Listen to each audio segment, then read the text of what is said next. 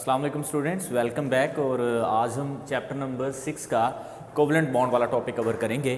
Previous lecture में हमने सीखा था आयनिक बॉन्ड को, जिसमें हमने देखा था कि दो एटम्स के दरमियान जब बॉन्ड बनता है तो एक एटम जो होता है वो अपना इलेक्ट्रॉन डोनेट करता है और दूसरे एटम को, जो डोनेशन वाला एटम होता है, उसकी आयनाइजेशन एनर्जी कम होती है और लेने वाला जो इलेक्ट्रॉन एक्सेप्टर होता है उसकी हाई इलेक्ट्रॉन अफिनिटी वैल्यू होती है। अब एक प्रॉब्लम है, आप देखें, अगर हम बात करें यहाँ पे दो हाइड्रोजन एटम्स की, ये हाइड्रोजन एटम के पास एक इलेक्ट्रॉन है, दूसरे हाइड्रोजन एटम के पास भी एक इलेक्ट्रॉन है। तो अगर ये हाइड्रोजन अपना एक मुकम्मल इलेक्ट्रॉन इसको सपोज करो दे देता है, इसके पास तो दो इलेक्ट्रॉन हो जाएंगे, यहाँ से इलेक्ट्रॉन तो इधर ट्रांसफर हो जाएगा, लेकिन मसला ये आएगा इस हाइड्रोजन का डुप्लेट पूरा नहीं होगा या जो भी दूसरा एटम होगा उसका ऑक्टेट पूरा नहीं होगा। तो दोनों को म्यूचुअल फायदा तो नहीं हुआ।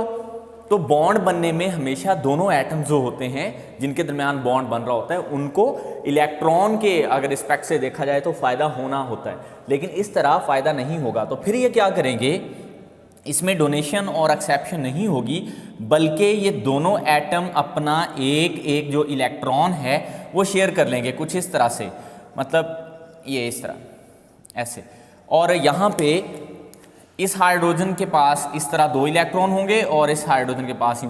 तो ये जो यहाँ पे इलेक्ट्रॉन शेयर हुए हैं इसको शेयर्ड इलेक्ट्रॉन पेयर बोलेंगे यहाँ पे, ठीक है। और इसमें हुई है म्यूचुअल शेयरिंग। अब ये दो एटम्स के दरमियान इलेक्ट्रॉन जो है वो बराबर इक्वल शेयर भी हो सकते हैं, जैसे कि यहाँ पे हुआ, या ये भी हो सकता है अगर इलेक्ट्रॉन एक्टिविटी का डिफरेंस मौजूद है तो एक तरफ इलेक्ट्रॉन ज़्यादा और एक तरफ कम हो सकते हैं। तो अब हम इसकी स्टेटमेंट पे यानी कि इसकी डेफिनेशन पे आते हैं। तो आप देख लो, दी bond which is formed by the mutual sharing of electrons between two atoms। ये ऐसा बॉन्ड होता है जो इलेक्ट्रॉन की शेयरिंग से बनता है। और कैसी शेयरिंग से बनता है? म्यूचुअल शेयरिंग से बनता है, जो दो एटम्स के दरमियान पाई जाती है। तो इस तरह के बॉन्ड को हम क्या नाम देते हैं? Covalent bond. और इसकी बहुत सारी हमारे पास एग्जांपल्स हैं। एग्जांपल्स को हम इलेबोरेट भी अभी कर लेते हैं, जैसे H2 है, Cl2 है, Br2 है, I2 है, F2, ठीक हो गया, वाटर है H2O, HCl है, HBr है, CH4 है, ठीक हो गया, इथेन है, C2H6, ठीक, C2H4 है, इथीन। ये मैं सारों को अलग अलग एक्सप्लेन भी करूंगा। इसी तरह हमारे पास HCN है, ठीक हो गया, इनमें कोवलेंट बॉन्ड पाया जाता है। इसी तरह हमारे पास O2 है, N2 है, क्लियर। तो इस तरह की और भी एग्जांपल्स यहाँ पे मैं मेंशन करूंगा। अभी आपको ये ज़्यादा एग्जांपल्स लग रही हैं, लेकिन जब हम इनको कैटेगोरिकली अलग अलग एक्सप्लेन करेंगे तो आपको हर एग्जांपल बिल्कुल क्लियरली समझ आ जाएगी। तो ऐसा बॉन्ड जो दो एटम्स के दरमियान म्यूचुअल शेयरिंग ऑफ इलेक्ट्रॉन से बने उसको हम कोवलेंट बॉन्ड कहते हैं। तो अब हम आ जाते हैं इनकी टाइप्स पर, कोवलेंट बॉन्ड की टाइप्स। तो टाइप्स को अगर हम कैटेगोरिकली देखें तो there are huge number of basis जिसकी बुनियाद पे हम टाइप्स जो है वो एक्सप्लेन कर सकते हैं। तो अभी यहाँ पे हम सिर्फ तीन की बुनियाद पे देखेंगे। तो सबसे पहले हमारे पास यहाँ पे है ऑन द बेसिस ऑफ, ये हमारी पहली कैटेगरी जो होगी वो होगी on the basis of number of covalent bonds. Number of covalent bonds यानी कितने कोवलेंट बॉन्ड होंगे। अच्छा, ये बताने से पहले ना मैं आपको कुछ चीज़ यहाँ पे बताना चाहता हूँ। जो कोवलेंट बॉन्ड होता है ना, इसको हम यूँ इस तरह एक सिंगल लाइन से शो करते हैं। ये अगर डबल कोवलेंट बॉन्ड है तो यूँ दो लाइनों से, अगर ट्रिपल कोवलेंट बॉन्ड है तो यूँ तीन लाइनों से। तो maximum we have triple covalent bonds. So single, double या ट्रिपल कोवलेंट बॉन्ड हो, इस बुनियाद पे हम उनको कैटेगोरिकली एक्सप्लेन कर सकते हैं। तो on the basis of number of covalent bond, तो इसको देख लेते हैं। सबसे पहले हमारे पास होगा single covalent bond. Single covalent bond, ऐसा कोवलेंट बॉन्ड जो दो एटम्स के दरमियान एक एक इलेक्ट्रॉन शेयर करने से बने। आई रिपीट इट अगेन, ऐसा कोवलेंट बॉन्ड जो दो एटम्स के दरमियान सिर्फ एक एक इलेक्ट्रॉन शेयर करने से बने। जैसे मैंने शुरू में एग्जांपल हाइड्रोजन की ली थी, इस हाइड्रोजन ने भी एक इलेक्ट्रॉन दिया था, इसने भी एक। तो देखें आप, the bond which is formed between two atoms between two atoms by sharing only one electron of each atom। ऐसा कोवलेंट बॉन्ड जो हर एटम के एक इलेक्ट्रॉन शेयर करने से बनता है। जैसे देखो अभी हाइड्रोजन की हमने एग्जांपल ली थी, तो हाइड्रोजन के दरमियान एक एक इलेक्ट्रॉन शेयर हुआ। इसी तरह Cl2 की एग्जांपल है, F2 की एग्जांपल है, ये भी सिंगल कोवलेंट बॉन्ड होता है। Br2 की एग्जांपल है, Br to Br। HCl की एग्जांपल है, इसमें भी सिंगल कोवलेंट बॉन्ड होता है। वाटर में भी सिंगल कोवलेंट बॉन्ड होते हैं, लेकिन तादाद में दो होते हैं। एक ये सिंगल कोवलेंट बॉन्ड है ऑक्सीजन टू हाइड्रोजन, और एक ये oxygen to hydrogen single covalent bond है। इसी तरह अगर हम मीथेन की बात करें तो उसमें भी सारे बॉन्ड सिंगल कोवलेंट होते हैं, जो तादाद में 4 हैं लेकिन हैं सारे सिंगल कोवलेंट बॉन्ड। तो आई होप कि ये बात आपको समझ आ गई होगी। और इसमें इस हाइड्रोजन ने भी और इस हाइड्रोजन ने एक एक इलेक्ट्रॉन दिया, यहाँ पे भी सेम। तो इसमें जो पेयर इलेक्ट्रॉन का होता है ना, जो बॉन्ड बना रहा होता है, वो सिर्फ एक होता है, एक ही पेयर होता है। ये जितने भी सिंगल कोवलेंट बॉन्ड हैं, इसमें इलेक्ट्रॉन का एक ही पेयर होता है दो एटम्स के दरमियान। आई रिपीट कि जो सिंगल कोवलेंट बॉन्ड होता है उसमें इलेक्ट्रॉन का एक ही पेयर होता है दो एटम्स के दरमियान। दो एटम्स की बात मैंने की है। तो देखो कार्बन टू हाइड्रोजन, इनके दरमियान बॉन्ड बन रहा है, एक ही इलेक्ट्रॉन पेयर है, तो इसलिए ये भी सिंगल, ये भी सिंगल, ये भी सिंगल, ये भी सिंगल। तो ये हमारे पास हो गया सिंगल। इसी तरह हमारे पास होगा double covalent bond. Double covalent bond ऐसा बॉन्ड, अब आप इसको खुद से एक्सप्लेन कर सकते हो, मैं इसकी डेफिनेशन नहीं लिखूंगा। आप लिखोगे the bond which is form between two atoms by sharing 2 electrons of each atom. ठीक हो गया, 2 इलेक्ट्रॉन देने से। जैसे हमारे पास ऑक्सीजन टू ऑक्सीजन, ये देखें ये डबल कोवलेंट बॉन्ड है। ठीक है, carbon double bond oxygen, double bond oxygen.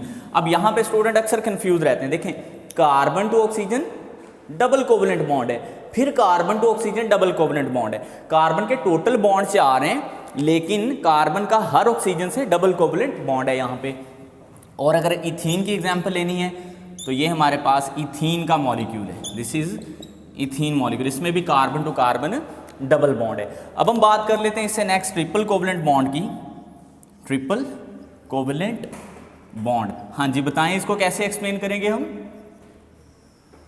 आप लिखोगे ऐसा बॉन्ड जिसमें हर एटम 3 इलेक्ट्रॉन शेयर करता है। देखो the bond which is form between 2 atoms by sharing 3 electrons of each atom. तो इसमें स्टूडेंट आपने एग्जांपल याद रखनी है नाइट्रोजन N2 की। इसमें 3 इलेक्ट्रॉन। HCN मैंने यहाँ पे मॉलिक्यूल लिखा था, यू कैन चेक के ये देखें। इसमें हाइड्रोजन टू कार्बन तो सिंगल कोवलेंट बॉन्ड है, लेकिन कार्बन का आगे नाइट्रोजन से ट्रिपल कोवलेंट बॉन्ड होता है। ठीक हो गया, ये कार्बन टू हाइड्रोजन सिंगल है, कार्बन टू नाइट्रोजन यहाँ पे ट्रिपल कोवलेंट बॉन्ड है। आगे मूव कर लेते हैं, हमारे पास एसिटाइलिन का मॉलिक्यूल जिसको इथाइन गैस भी कहते हैं, इसमें भी carbon to carbon triple covalent bond है। तो स्टूडेंट ये थी हमारे पास टाइप्स ऑफ केमिकल बॉन्ड्स, यानी कि covalent bond on the basis of number of covalent bonds. तो अब हम इसकी नेक्स्ट कैटेगरी पे आ जाते हैं, जिसमें हम सीखेंगे, जहाँ पे आपने नोट करना होता है वहाँ पे आप वीडियो को पॉज कर लिया करें और नोट कर लिया करें साथ। तो अब हम जो बात करेंगे कोवलेंट बॉन्ड्स की, वो करेंगे on the basis of polarity. आपको याद होगा इलेक्ट्रोनेगेटिविटी डिफरेंस को पढ़ाते हुए मैंने आपको बताया था कि अगर हमारे पास इलेक्ट्रोनेगेटिविटी डिफरेंस 0 से लेके 0.4 तक हो तो बॉन्ड कोवलेंट होता है, लेकिन नॉन पोलर होता है। और अगर हमारे पास इलेक्ट्रोनेगेटिविटी डिफरेंस 0.4 से लेके 1.7 तक हो तो बॉन्ड जो होता तो कोवलेंट लेकिन पोलर होता है। तो दूसरी कैटेगरी हमारे पास है on the basis of polarity, यानी कोवलेंट बॉन्ड पोलर होगा या नॉन पोलर होगा। पहले मैं इसको जस्टिफाई कर देता हूं। देखें अगर हमारे पास इलेक्ट्रोनेगेटिविटी जो डिफरेंस है वो लाई करे, यानी वो अगर इलेक्ट्रोनेगेटिविटी डिफरेंस हमारे पास 0 से लेके 0.4 तक हो तो बताएं स्टूडेंट कौन सा बॉन्ड होता है। हाँ जी, नॉन पोलर कोवलेंट बॉन्ड होता है। और अगर हमारे पास इलेक्ट्रोनेगेटिविटी जो डिफरेंस है वो हो in the range of 0.4 to 1.7 तो बताएं यस पोलर कोवलेंट बॉन्ड होता है। तो यहाँ पे क्या होगा, नॉन पोलर कोवलेंट बॉन्ड, और यहाँ पे क्या होगा, पोलर कोवलेंट बॉन्ड। तो इसको मैं अब इलेबोरेट कर देता हूँ। सबसे पहले मैं नॉन पोलर की बात कर लेता हूँ, नॉन पोलर कोवलेंट बॉन्ड। अच्छा, ये बॉन्ड नॉर्मली सिमिलर एटम्स के दरमियान बनता है, सिमिलर एटम्स के दरमियान, बिटवीन सिमिलर एटम्स। मतलब इसके एग्जांपल भी मैं दे देता हूँ, जैसे हाइड्रोजन टू हाइड्रोजन है, फ्लोरीन टू फ्लोरीन है, क्लोरीन टू क्लोरीन है, ऑक्सीजन टू ऑक्सीजन है। चाहे वो सिंगल है, डबल है, ट्रिपल है, जो भी है, ये सेम तरह के एटम्स के दरमियान नॉर्मली देखने में आता है। दूसरे नंबर पे जो हमारे पास है, जो इसमें पॉइंट हम लिख सकते हैं, electron pair are equally shared, electron pair are equally shared between two atoms, between, यानी कहने का मतलब ये है जब इलेक्ट्रॉन शेयर होंगे ना तो दोनों एटम्स के दरमियान वो इक्वली शेयर्ड होंगे। मतलब दोनों जब एटम एक जैसे होंगे, दोनों में इलेक्ट्रोनेगेटिविटी एक जैसी होगी, दोनों का डिफरेंस इलेक्ट्रोनेगेटिविटी का 0 आएगा, तो जो पेयर ऑफ इलेक्ट्रॉन होगा वो बिल्कुल सेंटर में रहेगा। तो ये है हमारा दूसरा पॉइंट। तीसरे नंबर पे हम बात करेंगे, ये जो हमारे पास नॉन पोलर कोवलेंट बॉन्ड होता है, इसमें इलेक्ट्रोनेगेटिविटी डिफरेंस कितना होता है, 0 से 0.4 तक। ये मैं आपको पहले बता चुका हूँ, ये 0.3 बन जाएगा आपका। इसके बाद हम नेक्स्ट मूव कर लेते हैं 0.4 पे। इनमें जो हमारे पास एक कॉन्सेप्ट होता है डायपोल मोमेंट का, जो डायपोल मोमेंट वैल्यू है वो 0 होती है, डायपोल मोमेंट इज अ 0। तीसरा पॉइंट मैंने ये लिख दिया, चौथा आपने खुद बना लेना है कि इलेक्ट्रोनेगेटिविटी डिफरेंस 0 से 0.4 तक होता है। डायपोल मोमेंट इनकी कितनी होती है, 0। अब ये डायपोल मोमेंट क्या होती है, ये मैं आपको आने वाले लेक्चर्स में समझा दूंगा। यहाँ पे थोड़ा सा मैं इसको इलेबोरेट करने की कोशिश करता हूँ। देखिएगा, ये मेरे पास CCl4 का मॉलिक्यूल है, CCl4, कार्बन टेट्राक्लोराइड। अब देखो, इसमें कार्बन टू जो क्लोरीन बॉन्ड है, ये बेसिकली यहाँ पे कौन सा बॉन्ड है, नॉन पोलर है। देखिए, अगर आप यहाँ पे चेक करो, ओवरऑल मॉलिक्यूल जो है, मॉलिक्यूल ओवरऑल नॉन पोलर है, नॉन पोलर। तो यहाँ पे हमें लग रहा था carbon to chlorine there is huge electronegativity difference. अगर मैं चलो यहाँ पे फ्लोरीन भी ले लूँ, कार्बन टेट्राफ्लोराइड, ये और ज़्यादा हमें लगेगा कि शायद ज़्यादा पोलर है, कार्बन टेट्राफ्लोराइड। अब इसमें इलेक्ट्रोनेगेटिविटी डिफरेंस बहुत ज़्यादा है। देखो, कार्बन की इलेक्ट्रोनेगेटिविटी हमारे पास कितनी होती है और फ्लोरीन की कितनी होती है। तो अगर आप डिफरेंस निकालोगे ना, ये 1.5 का आएगा। लेकिन ओवरऑल बॉन्ड जो है नॉन पोलर है, मतलब पूरा molecule as a whole non polar है। अब इसकी वजह होती है डायपोल मोमेंट। मतलब जितनी डायपोल मोमेंट ऊपर की तरफ है, इस तरफ, उतनी ही डायपोल मोमेंट नीचे की तरफ है। तो डायपोल मोमेंट एक दूसरे के इफेक्ट को कर देती है कैंसिल। जितनी ऊपर थी उतनी नीचे कैंसिल हो गई, इसी तरह जितनी इधर थी उतनी इधर है, तो ये भी कैंसिल होगी। तो ओवरऑल मॉलिक्यूल नॉन पोलर है। अगर हम एक एक बॉन्ड को देखते हैं तो पोलर नजर आता है, लेकिन हम ओवरऑल डायपोल मोमेंट भी चेक करते हैं। अब हम आ जाते हैं पोलर बॉन्ड की तरफ। तो इसमें थोड़ी सी मैं चेंजेस करूंगा। देखिएगा, पोलर कोवलेंट बॉन्ड जो होगा, ये डिसिमिलर एटम्स, यानी इसमें दोनों एटम सिमिलर नहीं होंगे, ठीक है, नॉट सिमिलर एटम्स। पहले हमने कहा था ये जो नॉन पोलर है वो दोनों सिमिलर एटम्स के दरमियान बनता है। ये जो पोलर कोवलेंट बॉन्ड होता है, ये दो डिफरेंट एटम्स के दरमियान नॉर्मली देखने में आता है। देखें, जैसे हमारे पास HCl है। देखें, अब हाइड्रोजन अलग वाला है, कोई और एटम है हाइड्रोजन, और क्लोरीन अलग एक एटम है। तो अब ये दोनों डिफरेंट एटम है, तो इलेक्ट्रॉन इक्वली शेयर्ड भी नहीं है। क्लोरीन की तरफ इलेक्ट्रॉन ज़्यादा है क्योंकि क्लोरीन की इलेक्ट्रोनेगेटिविटी ज़्यादा है, और हाइड्रोजन की इलेक्ट्रोनेगेटिविटी कम है, ठीक है। जिसने इलेक्ट्रोनेगेटिविटी वाला लेक्चर नहीं सुना, पहले वो सुने, तब आपको ये समझ आएगा। तो इलेक्ट्रॉन जो है वो ज़्यादा क्लोरीन की तरफ शेयर्ड है, तो इलेक्ट्रॉन भी इक्वली शेयर्ड नहीं होते। Electron pair are not equally shared, electron pair भी इक्वली शेयर्ड नहीं होते, और ये दोनों डिफरेंट एटम्स के दरमियान पाए जाते हैं, और इनका डायपोल मोमेंट भी 0 नहीं होता। Dipole moment is not equal to 0, dipole moment is not 0। मतलब जैसे हम वाटर की बात कर लें, वाटर की जो डायपोल मोमेंट है, डायपोल मोमेंट को म्यू से रिप्रेजेंट करते हैं, 1.84 debye, debye is the unit of dipole moment. तो इनका डायपोल मोमेंट कभी भी 0 नहीं होता, जो पोलर मॉलिक्यूल्स होते हैं। तो स्टूडेंट, ये थी हमारी दूसरी category on the basis of polarity. तो अब हम कोवलेंट बॉन्ड को एक्सप्लेन करेंगे on the basis of chemistry, ठीक हो गया। तो केमिस्ट्री की बुनियाद पे हमारे पास कोवलेंट बॉन्ड दो तरह के होते हैं। तो तीसरी हमारे पास कैटेगरी क्या आ गई, on the basis of chemistry of molecules, chemistry of molecules, molecules की केमिस्ट्री की बुनियाद पे कोवलेंट बॉन्ड कितनी तरह के होते हैं। आप मैट्रिक में भी पढ़ चुके हो। बेसिकली हमारे पास वैसे तो केमिस्ट्री की बहुत सारी ब्रांचेस हैं, लेकिन दो प्रोमिनेंट जो हैं वो ऑर्गेनिक और इनऑर्गेनिक है। ऑर्गेनिक वो मॉलिक्यूल्स होते हैं जिनमें कार्बन और हाइड्रोजन लाजमी पाया जाता है।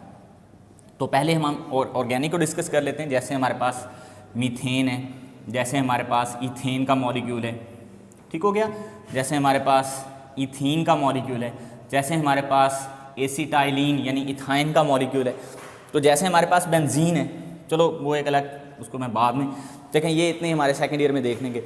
तो ये हमारे पास वो एग्जांपल्स हैं जो ऑर्गेनिक है। इनको मैं इनके स्ट्रक्चर्स भी आपको बना के दिखा देता हूँ, क्योंकि आपकी बुक में बने हुए हैं, तो आपको वो बनाने आने चाहिए। और आपको ये भी पता होना चाहिए कि किन में क्या सिंगल है, डबल बॉन्ड है, ट्रिपल बॉन्ड है, जो भी उनके दरमियान आपने बताना है।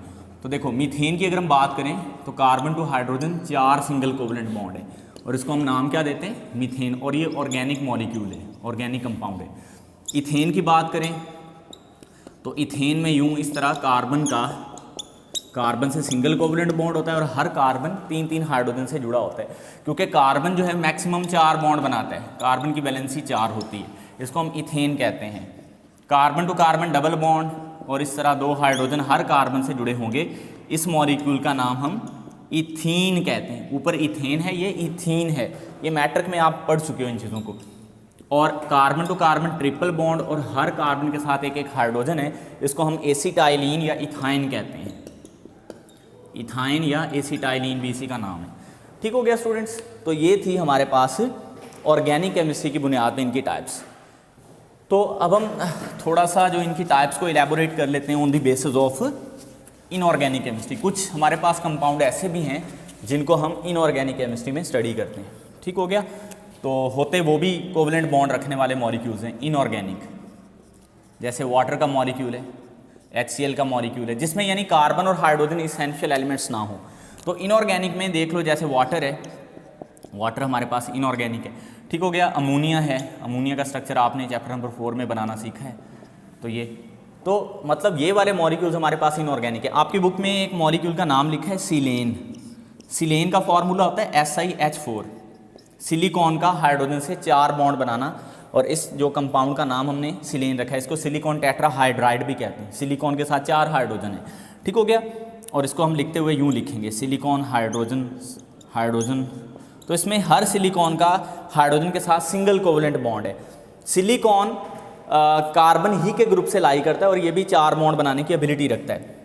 डाईसिलेन, डाईसिलेन, तो डाईसिलेन में 2 सिलिकॉन एटम होंगे, silicon to silicon single covalent bond होगा, फिर हर सिलिकॉन का 3 हाइड्रोजन के साथ यूं करके सिंगल कोवलेंट बॉन्ड होगा।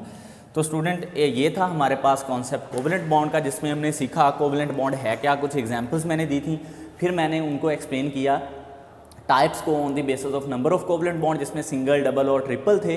फिर मैंने एक्सप्लेन किया on the basis of polarity, जिसमें नॉन पोलर कोवलेंट बॉन्ड भी थे और पोलर भी थे। और लास्ट में मैंने एक्सप्लेन किया on the basis of their chemistry, जिसमें ऑर्गेनिक और इनऑर्गेनिक मॉलिक्यूल्स शामिल थे। आई होप के लेक्चर आपको समझ आ गया होगा, इसको नोट कर लीजिएगा।